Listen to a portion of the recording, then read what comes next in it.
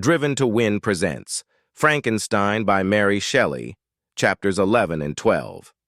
The creature begins to share his story, his first memories, his pain, and his longing to belong. Let's begin. Chapter 11. It is with considerable difficulty that I remember the original era of my being. All the events of that period appear confused and indistinct. A strange multiplicity of sensations seized me, and I saw, felt, heard, and smelt at the same time, and it was indeed a long time before I learned to distinguish between the operations of my various senses. By degrees, I remember, a stronger light pressed upon my nerves, so that I was obliged to shut my eyes. Darkness then came over me and troubled me, but hardly had I felt this when, by opening my eyes, as I now suppose, the light poured in upon me again. I walked, and, I believe, descended, but I presently found a great alteration in my sensations. Before, dark and opaque bodies had surrounded me, impervious to my touch or sight, but I now found that I could wander on at liberty, with no obstacles, which I could not either surmount or avoid. The light became more and more oppressive to me, and the heat wearying me as I walked, I sought a place where I could receive shade. This was the forest near Ingolstadt, and here I lay by the side of a brook resting from my fatigue, until I felt tormented by hunger and thirst. This roused me from my nearly dormant state, and I ate some berries which I found hanging on the trees or lying on the ground. I slaked my thirst at the brook, and then lying down, was overcome by sleep. It was dark when I awoke. I felt cold also, and half frightened, as it were, instinctively, finding myself so desolate. Before I had quitted your apartment, on a sensation of cold, I had covered myself with some clothes, but these were insufficient to secure me from the dews of night. I was a poor, helpless, miserable wretch. I knew and could distinguish nothing, but feeling pain invade me on all sides, I sat down and wept. Soon a gentle light stole over the heavens and gave me a sensation of pleasure. I started up and beheld a radiant form rise from among the trees. The moon. I gazed with a kind of wonder. It moved slowly, but it enlightened my path, and I again went out in search of berries. I was still cold when under one of the trees I found a huge cloak, with which I covered myself and sat down upon the ground. No distinct ideas occupied my mind. All was confused. I felt light and hunger and thirst and darkness, innumerable. Sounds rang in my ears, and on all sides various scents saluted me. The only object that I could distinguish was the bright moon, and I fixed my eyes on that with pleasure. Several changes of day and night passed, and the orb of night had greatly lessened when I began to distinguish my sensations from each other. I gradually saw plainly the clear stream that supplied me with drink and the trees that shaded me with their foliage. I was delighted when I first discovered that a pleasant sound, which often saluted my ears, proceeded from the throats of the little winged animals who had often intercepted the light from my eyes. I began also to observe with greater accuracy the forms that surrounded me, and to perceive the boundaries of the radiant roof of light which canopied me. Sometimes I tried to imitate the pleasant songs of the birds, but was unable. Sometimes I wished to express my sensations in my own mode, but the uncouth and inarticulate sounds which broke from me frightened me into silence again. The moon had disappeared from the night, and again, with a lessened form, showed itself while I still remained in the forest. My sensations had by this time become distinct, and my mind received every day additional ideas. My eyes became accustomed to the light and to perceive objects in their right forms. I distinguished the insect from the herb, and by degrees one herb from another. I found that the sparrow uttered none but harsh notes, whilst those of the blackbird and thrush were sweet and enticing. One day, when I was oppressed by cold, I found a fire which had been left by some wandering beggars and was overcome with delight at the warmth I experienced from it. In my joy, I thrust my hand into the live embers but quickly drew it out, again with a cry of pain. How strange, I thought, that the same cause should produce such opposite effects. I examined the materials of the fire and, to my joy, found it to be composed of wood. I quickly collected some branches, but they were wet and would not burn. I was pained at this, and sat still watching the operation of the fire. The wet wood which I had placed near the heat dried and itself became inflamed. I reflected on this, and by touching the various branches, I discovered the cause and busied myself in collecting a great quantity of wood, that I might dry it and have a plentiful supply of fire. When night came on and brought sleep with it, I was in the greatest fear lest my fire should be extinguished. I covered it carefully with dry wood and leaves and placed wet branches upon it, and then, spreading my cloak, I lay on the ground and sank into sleep. It was morning when I awoke, and my first care was to visit the fire. I uncovered it, and a gentle breeze quickly fanned it into a flame. I observed this also and contrived a fan of branches which roused the embers when they were nearly extinguished. When night came again, I found with pleasure that the fire gave light as well as heat, and that the discovery of this element was useful to me in my food, for I found some of the offals that the travelers had left had been roasted and tasted much more savory than the berries I gathered from the trees. I tried, therefore, to dress my food in the same manner, placing it on the live embers. I found that the berries were spoiled by this operation, and the nuts and roots much improved. Food, however, became scarce, and I often spent the whole day searching in vain for a few acorns to assuage the pangs of hunger. When I found this, I resolved to quit the place that I had hitherto inhabited, to seek for one where the few wants I experienced would be more easily satisfied. In this emigration, I exceedingly lamented the loss of the fire which I had obtained through accident, and knew not how to reproduce it.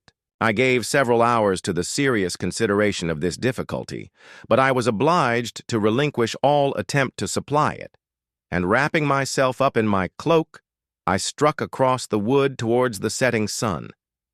I passed 3 days in these rambles and at length discovered the open country.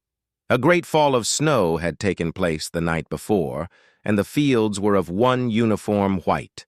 The appearance was disconsolate, and I found my feet chilled by the cold, damp substance that covered the ground.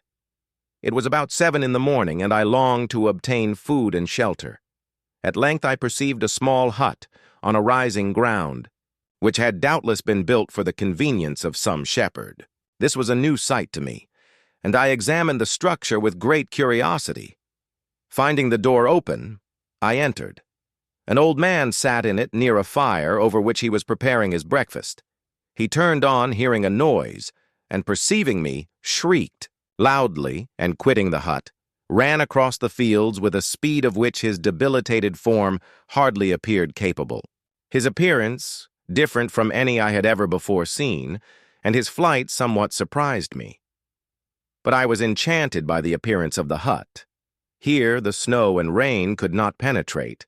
The ground was dry, and it presented to me then as exquisite and divine a retreat as pandemonium appeared to the daemons of hell after their sufferings in the lake of fire. I greedily devoured the remnants of the shepherd's breakfast, which consisted of bread, cheese, milk, and wine.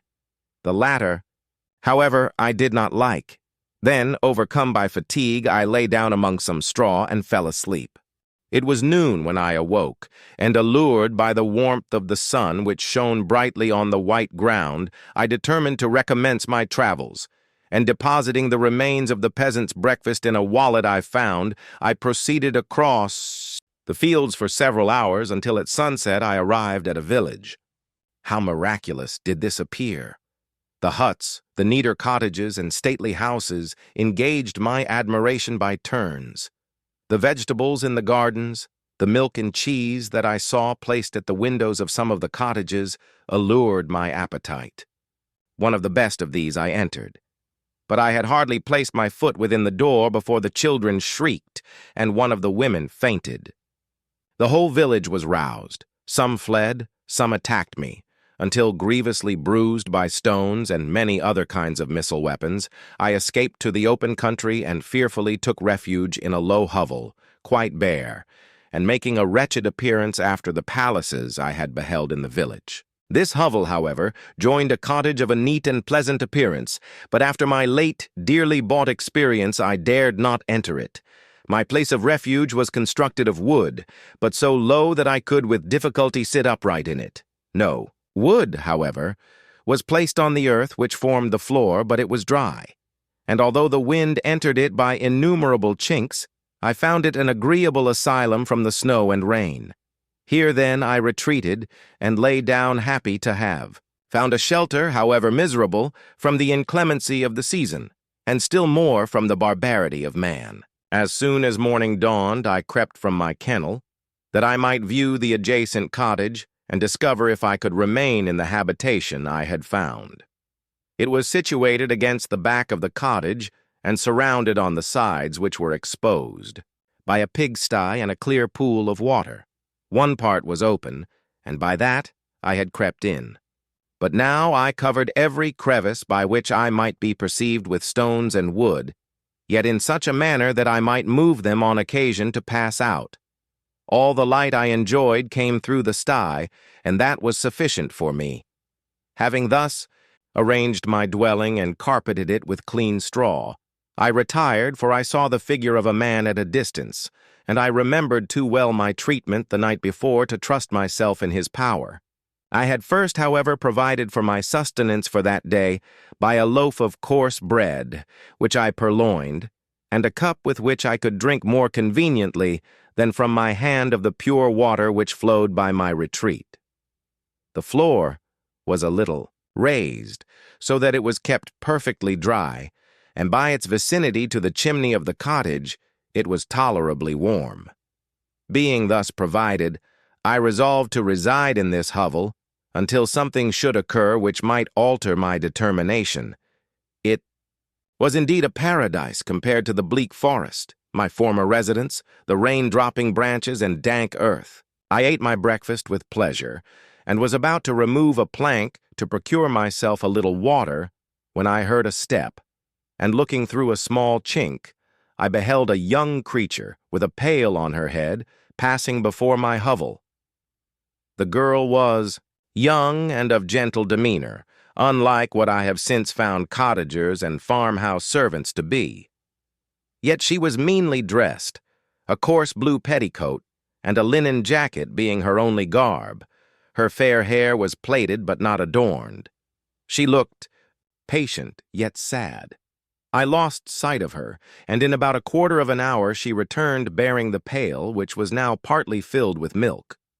As she walked along, seemingly incommoded by the burden, a young man met her, whose countenance expressed a deeper despondence. Uttering a few sounds with an air of melancholy, he took the pail from her head and bore it to the cottage himself. She followed, and they disappeared. Presently I saw the young man again, with some tools in his hand, cross the field behind the cottage, and the girl was also busied, sometimes in the house and sometimes in the yard. On examining my dwelling, I found that one of the windows of the cottage had formerly occupied a part of it, but the panes had been filled up with wood. In one of these was a small and almost imperceptible chink, through which the eye could just penetrate. Through this crevice a small room was visible, whitewashed and clean but very bare of furniture. In one corner, near a small fire, sat an old man, leaning his head on his hands in a disconsolate attitude. The young girl was occupied in arranging the cottage, but presently she took something out of a drawer, which employed her hands, and she sat down beside the old man, who, taking up an instrument, began to play and to produce sounds sweeter than the voice of the thrush or the nightingale.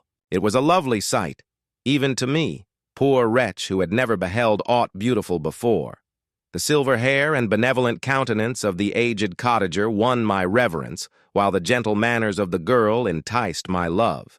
He played a sweet, mournful air which I perceived drew tears from the eyes of his amiable companion, of which the old man took no notice until she sobbed audibly. He then pronounced a few sounds, and the fair creature, leaving her work, knelt at his feet. He raised her and smiled with such kindness and affection that I felt sensations of a peculiar and overpowering nature. They were a mixture of pain and pleasure, such as I had never before experienced, either from hunger or cold, warmth or food, and I withdrew from the window, unable to bear these emotions. Soon after this the young man returned, bearing on his shoulders a load of wood. The girl met him at the door, helped to relieve him of his burden, and taking some of the fuel into the cottage, placed it on the fire. Then she and the youth went apart into a nook of the cottage, and he showed her a large loaf and a piece of cheese. She seemed pleased and went into the garden for some roots and plants which she placed in water, and then upon the fire. She afterwards continued her work, whilst the young man went into the garden and appeared busily employed in digging and pulling up roots. After he had been employed thus about an hour, the young woman joined him, and they entered the cottage together. The old man had, in the meantime, been pensive, but on the appearance of his companions he assumed a more cheerful air, and they sat down to eat. The meal was quickly dispatched. The young woman was again occupied in arranging the cottage. The old man walked before the cottage in the sun for a few minutes, leaning on the arm of the youth. Nothing could exceed in beauty the contrast between these two excellent creatures. One was old, with silver hairs and a countenance beaming with benevolence and love.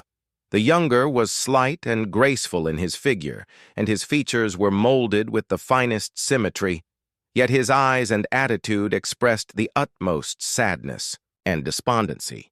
The old man returned to the cottage, and the youth, with tools different from those he had used in the morning, directed his steps across the fields.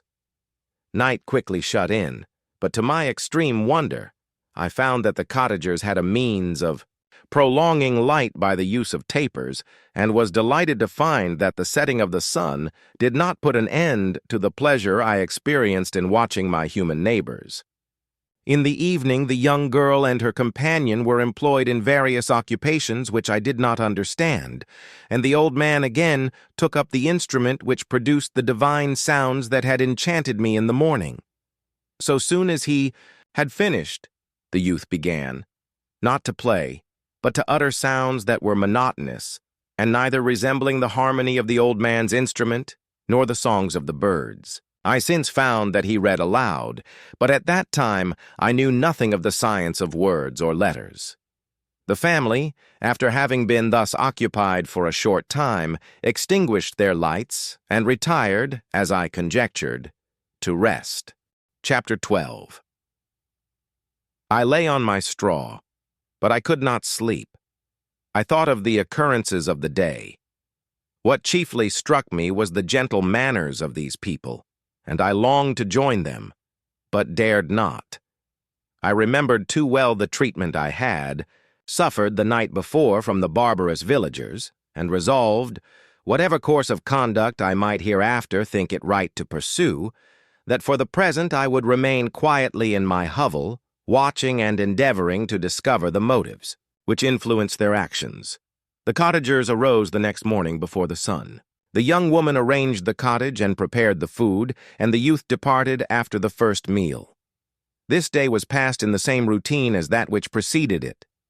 The young man was constantly employed out of doors, and the girl in various laborious occupations within. The old man, whom I soon perceived to be blind, employed his leisure hours on his instrument or in contemplation. Nothing could exceed the love and respect which the younger cottagers exhibited towards their venerable companion. They performed towards him every little office of affection and duty with gentleness, and he rewarded them by his benevolent smiles. They were not entirely happy. The young man and his companion often went apart and appeared to weep. I saw no cause for their unhappiness, but I was deeply affected by it. If such lovely creatures were miserable, it was less strange that I, an imperfect and solitary being, should be wretched. Yet why were these gentle beings unhappy? They possessed a delightful house, for such it was in my eyes, and every luxury. They had a fire to warm them when chill and delicious viands when hungry. They were dressed in excellent clothes, and, still more, they enjoyed one another's company and speech, interchanging each day looks of affection and kindness. What did their tears imply?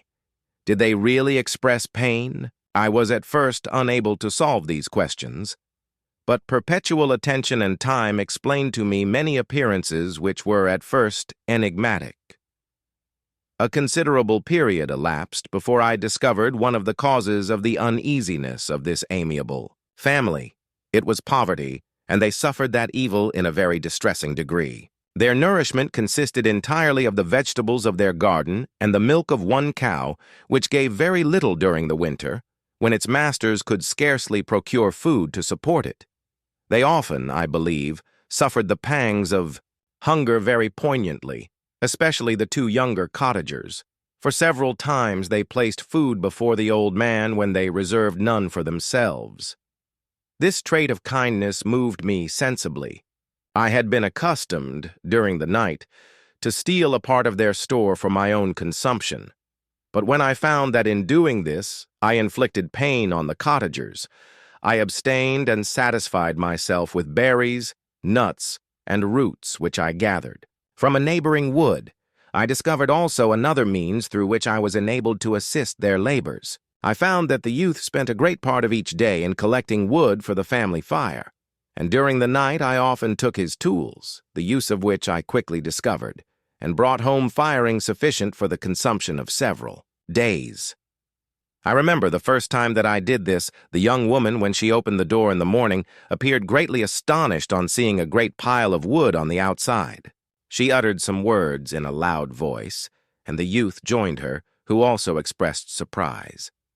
I observed with pleasure that he did not go to the forest that day, but spent it in repairing the cottage and cultivating the garden. By degrees I made a discovery of still greater moment. I found that these people possessed a method of communicating their experience and feelings to one another by articulate sounds. I perceived that the words they spoke sometimes produced pleasure or pain, smiles or sadness in the minds and countenances of the hearers. This was indeed a godlike science, and I ardently desired to become acquainted with it. But I was baffled in every attempt I made for this purpose. Their pronunciation was quick, and the words they uttered, not having any apparent connection with visible objects, I was unable to discover any clue by which I could unravel the mystery of their reference. By great application, however, and after having remained during the space of several revolutions of the moon in my hovel, I discovered the names that were given to some of the most familiar objects of discourse. I learned and applied the words fire, milk, bread, and wood. I learned also the names of the cottagers themselves. The youth and his companion had each of them several names, but the old man had only one, which was father. The girl was called sister, or Agatha, and the youth Felix, brother or son. Or, I cannot describe the delight I felt when I learned the ideas appropriated to each of these sounds and was able to pronounce them. I distinguished several other words without being able as yet to understand or apply them, such as good, dearest, unhappy. I spent the winter in this manner. The gentle manners and beauty of the cottagers greatly endeared them to me. When they were unhappy, I felt depressed. When they rejoiced, I sympathized in their joys. I saw a few human beings besides them, and if any other happened to enter the cottage, their harsh manners and rude gait only enhanced to me the superior accomplishments of my friends. The old man, I could perceive, often endeavored to encourage his children, as sometimes I found that he called them, to cast off their melancholy. He would talk in a cheerful accent, with an expression of goodness that bestowed pleasure even upon me. Agatha listened with respect, her eyes sometimes filled with tears, which she endeavored to wipe away unperceived. But I generally found that her countenance and tone were more cheerful after having listened to the exhortations of her father. It was not thus with Felix. He was always the saddest of the group, and even to my unpracticed senses, he appeared to have suffered more deeply than his friends. But if his countenance was more sorrowful, his voice was more cheerful than that of his sister, especially when he addressed the old man. I could mention innumerable instances which, although slight, marked the dispositions of these amiable cottagers. In the midst of poverty and want, Felix carried with pleasure to his sister the first little white flower that peeped out from beneath the snowy ground. Early in the morning, before she had risen, he cleared away the snow that obstructed her path to the milk-house, drew water from the well, and brought the wood from the outhouse, where, to his perpetual astonishment, he found his store always replenished by an invisible hand. In the day, I believe, he worked sometimes for a neighboring farmer because he often went forth and did not return until dinner, yet brought no wood with him. At other times he worked in the garden, but as there was little to do in the frosty season, he read to the old man and Agatha. This reading had puzzled me extremely at first, but by degrees I discovered that he uttered many of the same sounds when he read as when he talked. I conjectured, therefore, that he found on the paper signs for speech which he understood, and I ardently longed to comprehend these also. But how was that possible when I did not even understand the sounds for which they stood as signs? I improved, however, sensibly in this science, but not sufficiently to follow up any kind of conversation, although I applied my whole mind to the endeavor, for I easily perceived that, although I eagerly longed to discover myself to the cottagers, I ought not to make the attempt until I had first become master of their language, which knowledge might enable me to make them overlook the deformity of my figure. For with this also the contrast perpetually presented to my eyes had made me acquainted. I had admired the perfect forms of my cottagers, their grace, beauty, and delicate complexions, but how was I terrified when I viewed myself in a transparent pool? At first I started back, unable to believe that it was indeed I who was reflected in the mirror. And when I became fully convinced that I was in reality the monster that I am, I was filled with the bitterest sensations of despondence and mortification. Alas, I did not yet entirely know the fatal effects of this miserable deformity. As the sun became warmer and the light of day longer, the snow vanished, and I beheld the bare trees and the black earth. From this time Felix was more employed, and the heart-moving indications of impending famine disappeared. Their food, as I afterwards found, was coarse, but it was wholesome, and they procured a sufficiency of it. Several new kinds of plants sprang up in the garden, which they dressed, and these signs of comfort increased daily as the season advanced. The old man, leaning on his son, walked each day at noon, when it did not rain, as I found it was called, when the heavens poured forth its waters. This frequently took place, but a high wind quickly dried the earth, and the season became far more pleasant than it had been. My mode of life in my hovel was uniform. During the morning I attended the motions of the cottagers, and when they were dispersed in various occupations I slept. The remainder of the day was spent in observing my friends. When they had retired to rest, if there was any moon or the night was starlight, I went into the woods and collected my own food and fuel for the cottage.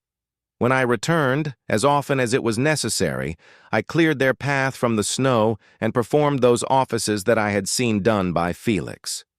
I afterwards found that these labors, performed by an invisible hand, greatly astonished them, and once or twice I heard them, on these occasions, utter the words, "good spirit," "wonderful," but I did not then understand the signification of these terms. My thoughts now became more active, and I longed to discover the motives and feelings of these lovely creatures. I was inquisitive to know why Felix appeared so miserable and Agatha so sad. I thought, foolish wretch, that it might be in my power to restore happiness to these deserving people. When I slept or was absent, the forms of the venerable blind father, the gentle Agatha, and the excellent Felix flitted before me. I looked upon them as superior beings who would be the arbiters of my future destiny. I formed in my imagination 1,000 pictures of presenting myself to them and their reception of me. I imagined that they would be disgusted until, by my gentle demeanor and conciliating words, I should first win their favor and afterwards their love. These thoughts exhilarated me and led me to apply with fresh ardor to the acquiring the art of language. My organs were indeed harsh, but supple. And although my voice was very unlike the soft music of their tones, yet I pronounced such words as I understood with tolerable ease. It was as the ass and the lapdog. Yet surely the gentle ass, whose intentions were affectionate, although his manners were rude, deserved better treatment than blows and execration. The pleasant showers and genial warmth of spring greatly altered the aspect of the earth. Men who before this change seemed to have been hid in caves dispersed themselves and were employed in various arts of cultivation. The birds sang in more cheerful notes, and the leaves began to bud forth on the trees. Happy, happy earth, fit habitation for gods, which so short a time before was bleak, damp, and unwholesome. My spirits were elevated by the enchanting appearance of nature. The past was blotted from my memory, the present was tranquil, and the future gilded by bright rays of hope and anticipations of joy. Chapter 12 ends here. Watch more powerful stories only on Driven to Win.